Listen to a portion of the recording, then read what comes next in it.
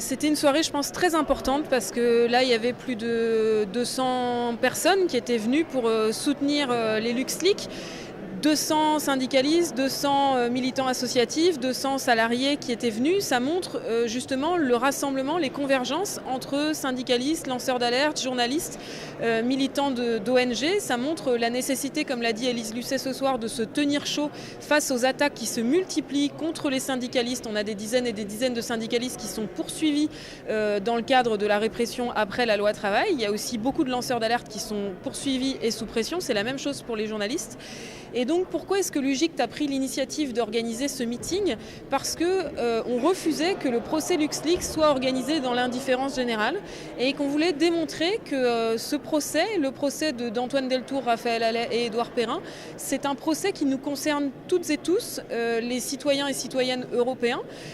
Parce que c'est le procès de la justice fiscale, c'est pour faire régner et pour faire progresser la justice fiscale que Antoine Deltour et Raphaël Halet ont mis en danger leur carrière professionnelle et leur vie privée d'ailleurs, en rendant public les centaines d'accords d'optimisation fiscale qui sont passés par le cabinet pour lequel ils travaillaient. Ces centaines d'accords représentent des milliards d'euros, des dizaines de milliards d'euros à l'échelle européenne.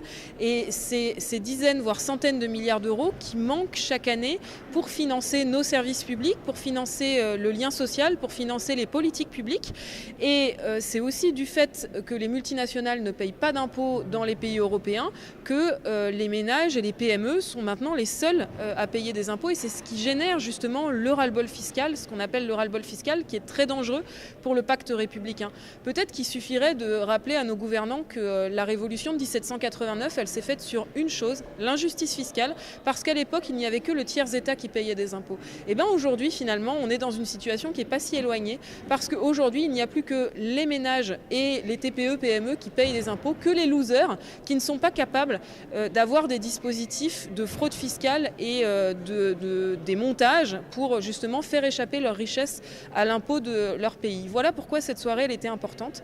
Et puis elle était aussi importante parce que Antoine Deltour, Édouard Perrin et Raphaël Halet sont salariés et qu'ils ont voulu faire primer leur éthique professionnelle sur le diktat des actionnaires, l'intérêt général sur ce qu'on leur demandait de faire qui ne correspondait pas du tout à leur éthique. Et l'UGICT CGT se bat pour permettre aux salariés, notamment à ceux qui sont en responsabilité, de reprendre le pouvoir sur le contenu de leur travail, de reprendre le pouvoir sur leurs responsabilités. Aujourd'hui, il y a 75% des cadres qui nous disent qu'ils ne sont pas associés aux orientations stratégiques de l'entreprise. Il y a 55% d'entre eux qui nous disent que régulièrement les choix et pratiques de leur entreprise entrent en contradiction avec leur éthique professionnelle.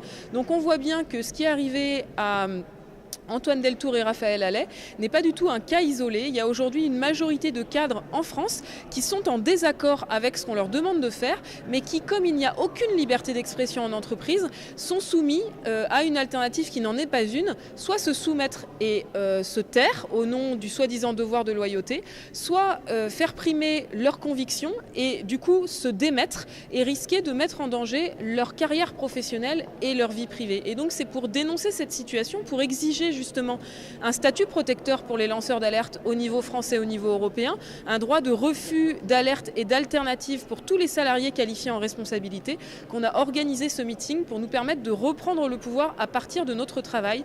Ils sont puissants, ils ne s'arrêtent devant rien, mais on est plus nombreux et surtout on est déterminés à faire primer l'intérêt général.